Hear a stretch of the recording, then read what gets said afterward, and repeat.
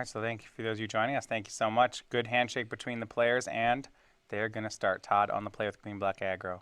Tom Ross, you can tell that he's teaming with Todd Stevens for the event. Both players suiting it up for the Players' Championship. Yeah, very dapper today. A departure from the typical leather jacket. Gnarlwood Dryad into Servant of the Conduit for Todd Anderson. The green-black aggro deck living up to its name. He hits Tom down to 19. This kind of reminds me of what we saw with Jerry Thompson last round. The 1-drop, 2-drop aggro decks, a lot of players choosing to approach the matchup that way. Mm-hmm. And it's going to be Harness Lightning on the Servant for Tom Ross. He's very smartly doing this while Todd's tapped down as we go to Todd's next turn. Todd's hand here is land 3, a second Servant of the Conduit, a Blossoming Defense, and 2 copies of Verdurous Gearhulk. Ooh. And with the second Servant here, there could be just a Gearhulk on turn 4. That could be problems. We go back to Tom's turn. Harness Lightning, 2 Woodweaver's Puzzle Knots, 2 copies of Aetherworks Marvel for Tom Ross. There's only 3 copies of Harness Lightning in Tom's deck. He's produced 2 of them here. I do like going for the Servant here. Yeah. And I want to talk a bit about Tom's preparation for this matchup. So Tom was actually here at the event site before any of the other players playtesting this matchup with Todd Stevens. But what's interesting about it, Tom played his entire playtest session this morning playing the green-black aggro deck. Yeah, he wants to know what's going on inside the head of Todd Anderson. That makes a lot of sense. That's a really Tom Ross way to play, to prep for an event. But you're right, Tom misses the land drop here. Says go. Then next he casts Woodweaver's Puzzle Knot and Aether Hub, 5 energy, and gaining 3 life. You see double Aetherworks Marvel in hand. Double Ulamog, that part. Probably not happy with. Mm-hmm. We go to Todd, though. While Tom is tapped down, he's going to take the opportunity to cast Verdurous Gearhulk. We'll see how he distributes the counters, and it's going to be all of them on Gnarlwood Dryad. A full crash for 5 from Todd Anderson sends Tom down to 13. Yep, just hit him hard. I like that a good amount. There's no way to distribute the counters on the other creatures to make Harness Lightning wildly inefficient. You can either make it so you have a 4/4 Servant and a 3/3 Dryad, or a 4/4 Dryad and a 3/3 Servant. Harness Lightning from Tom Ross will shoot down Servant to the Conduit, getting him up to 6 energy. That's going to be great if he can find this other land. His hand, though, just continues to get more of the same cards. 3 Aetherworks Marvels are now in his grip. He does have the mana to spin one if he can, or the energy rather, if he can produce the 4th land. I'm not sure he's going to get another turn. You see Todd here draws. He gets a copy of Hissing Quagmire. He attacks. He has Blossoming Defense. He's going to defense the Gnarlwood Dryad. That's 7. 13. That's going to be game to Todd Anderson. Yeah, and Tom missing that land drop that was never able to get off the ground. Yeah, hand with a lot of redundancy.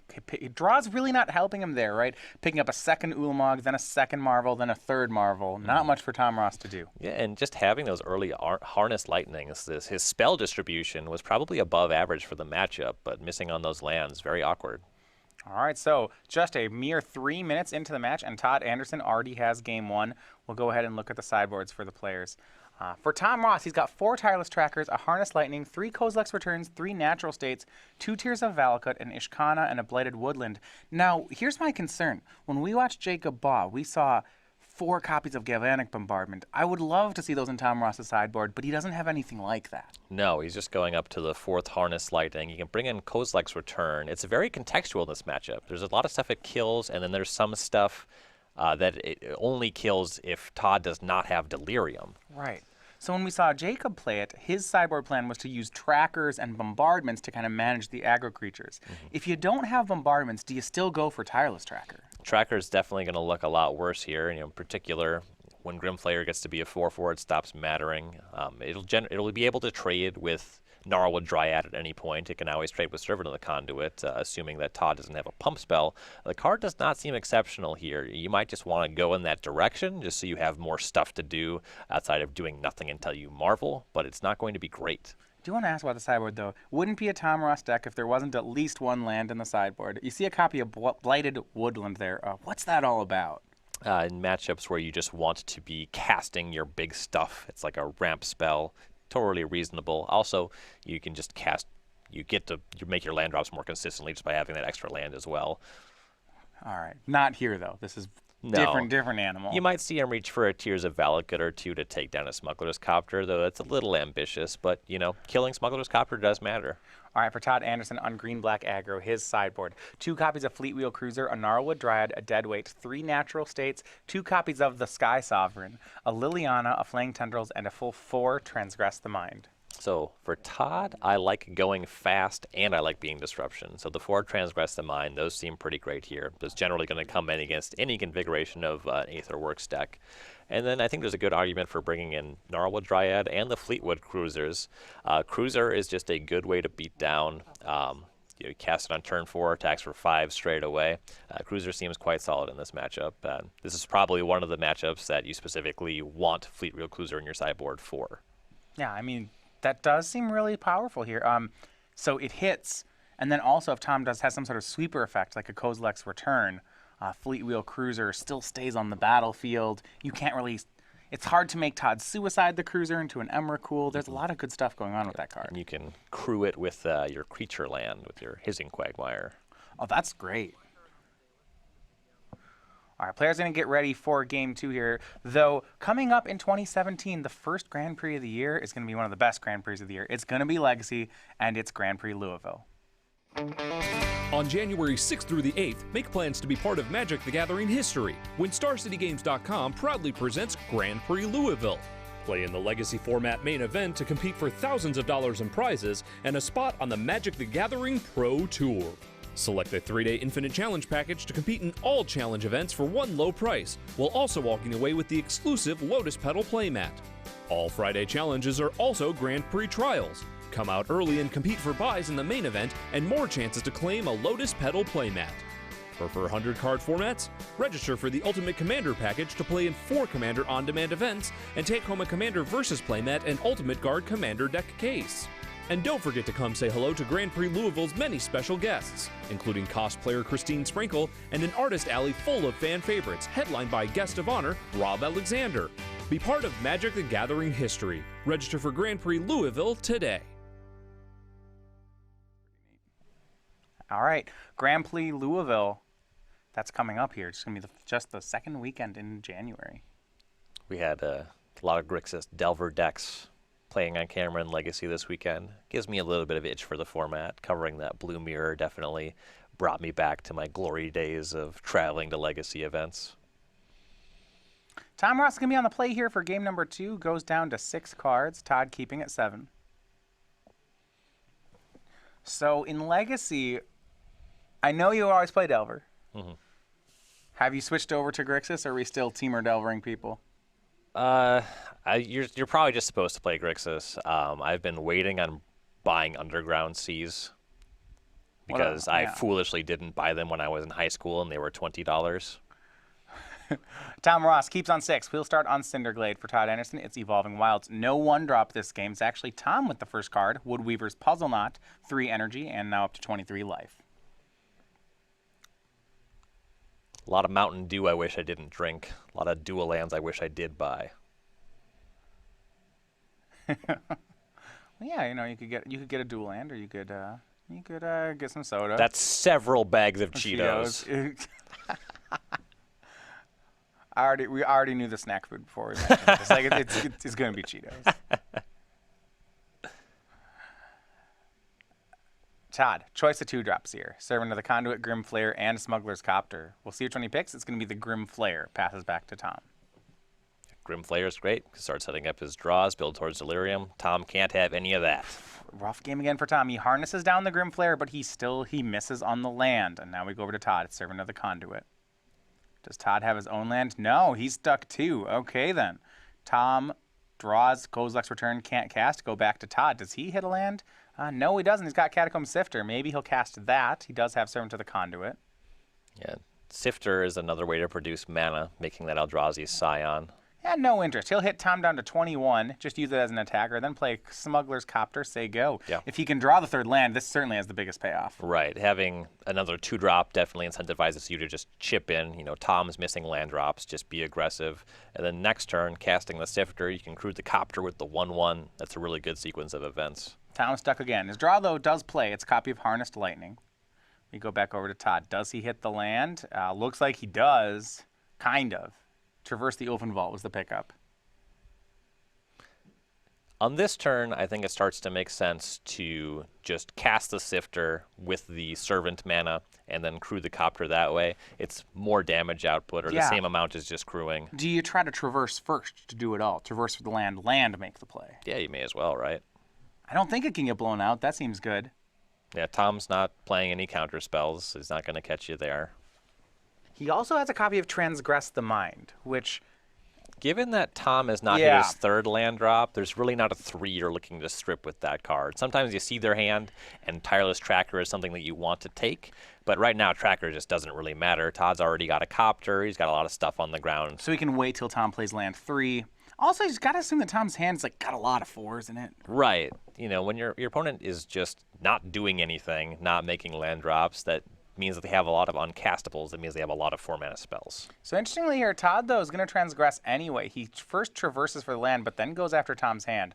He gets to see the story. It's a trio of 4-drops, Nahiri, and Aetherworks Marvel, and a pair of kill spells, Harness Lightning and Kozilek's Return. Something that this does do for Todd, though, he can't take Harness Lightning, but now he knows about it. Yeah, so he might not crew the Copter. Yeah, so I do like the transgress for that reason. The taking of the 3 or 4 drop, not super relevant.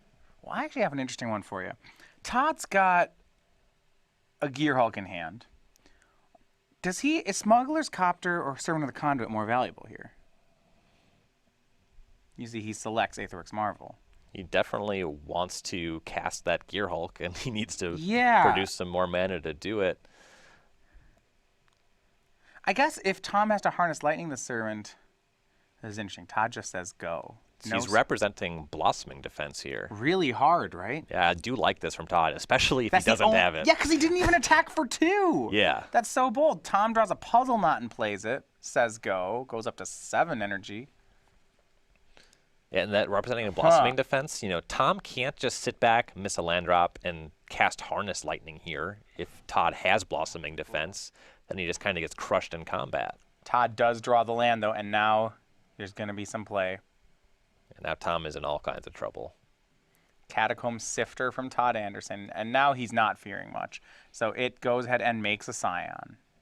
That's going to crew the Smuggler's Copter, and Copter, Sifter, and Servant might just all attack here.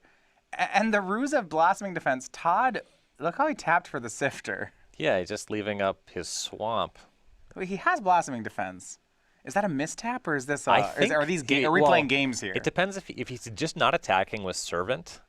You know, now he has representing Blossoming Defense, but he's kind of hoping that Tom plays into it. He's representing that he misbluffed. That he mistapped? Or he's just casting a spell. That also plays. Okay, he's casting another Transgress. All right, fair enough. Sees the exact same hand. This time he takes Kozilek's Return, and now the Servant is protected. Tom's had actually a fairly healthy life total thanks to these Puzzle Knots, and now he draws the land. Here's the forest.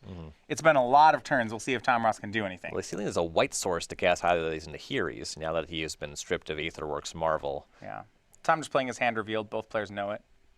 He can crack some Puzzle Knots. We'll see if he does. Todd drawing a second copy of Blossoming Defense. That's going to be really tough for Tom to beat. Copter gets crewed. 4 mana, and now sack the Scion. He's going to make a Gearhulk with Blossoming Defense up. This is great for Todd Anderson. Yes.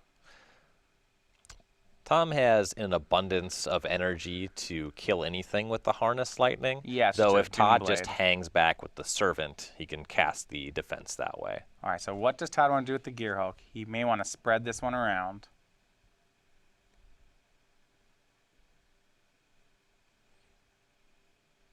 He only has 1 mana up for one of the Blossoming Defenses. So there's a chance Tom would need to draw. He needs to just top deck that Plains or an Aether Hub.